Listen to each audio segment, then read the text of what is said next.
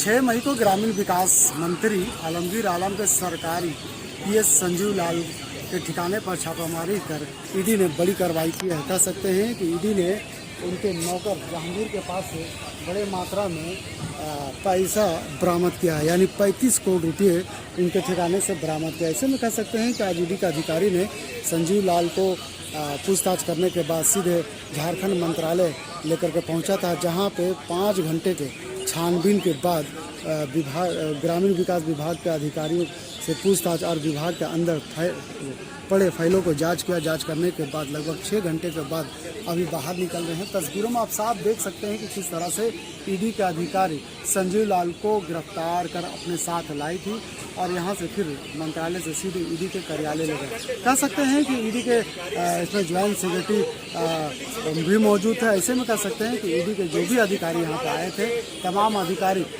ग्रामीण विकास विभाग के, यानी दूसरे तल्ले पे जो हम आपको तस्वीरें दिखा रहे हैं, मंत्रालय के दूसरे तल्ले पे वहाँ पे ग्रामीण विकास विभाग का कार्यालय। और ऐसे में कह सकते हैं कार्यालय में जो 5 घंटे तक पूछताछ के बाद ये अधिकारी सीधे बाहर निकले और बाहर निकलते ही संजीव लाल को अपने साथ ले गए। कह सकते हैं कि ईडी की कार्रवाई ने मंत्री के आप सचिव संजीव लाल के दफ्तर के कागजात को भी खंगाल रही थी।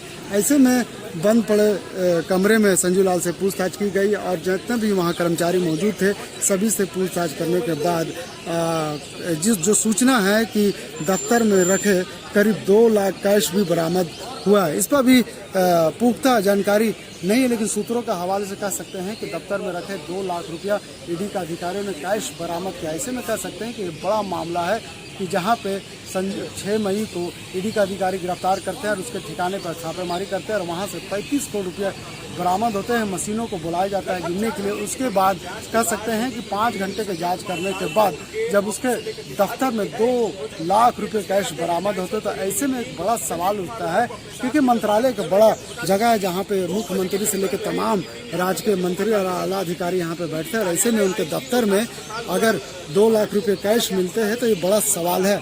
और इन सवालों सबूतों के तहत अब ईडी की कार्रवाई ये कोशिश कर रही है कि कहीं ना कहीं कड़ी से कड़ी मिला करके ये जांच करने की कोशिश कर रही है कि अब विभागीय जो मंत्री है आलमगीर आलम उस तक कैसे पहुंचा जाए।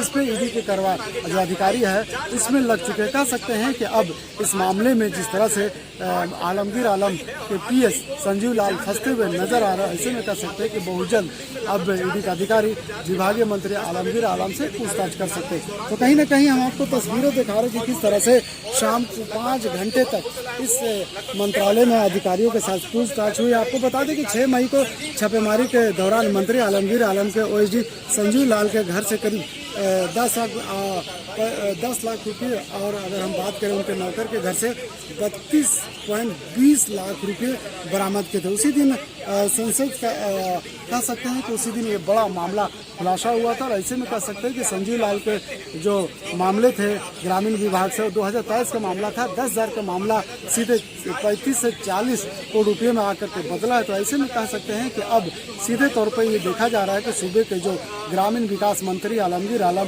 कहीं ना कहीं आज उन तक पहुँचने का कोशिश कर रहे हैं और यही कोशिश में ईडी के अधिकारी भी लगातार अपनी कार्रवाई को तेज करती है। अपने सहयोगी रिजवान के साथ मैं नौशाद, कोलांचल संवाद, रांची।